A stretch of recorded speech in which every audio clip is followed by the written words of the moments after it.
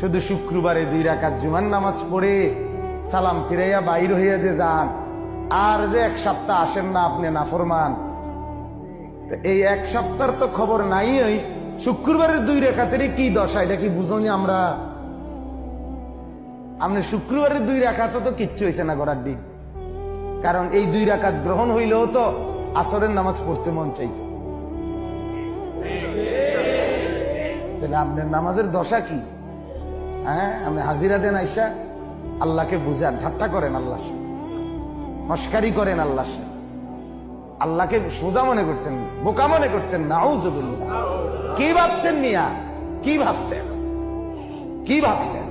একটা বিল্ডিং এর ঘরে থাকেন, কয়টা টাকা রোজগার করেন, আর এই ফাঙ্গাস তেলাপিয়া ফার্মের মুরকার কক মুরকা দিয়ে ভাত খান, ধনিয়া পাতা, কাঁচা মরিচ, টমাটো, আলুর ভর্তা, এটা দিয়ে নিজেকে খুব বুদ্ধিমান মনে করছেন না? খুব সুখের জিন্দেগি মনে করছেন। বোকার মধ্যে আছেন, বোকার মধ্যে। নাফরমান বোকা থাকে, নাফরমান বেকুব থাকে, নাফরমান অজ্ঞ থাকে, নাফরমান মূর্খ থাকে।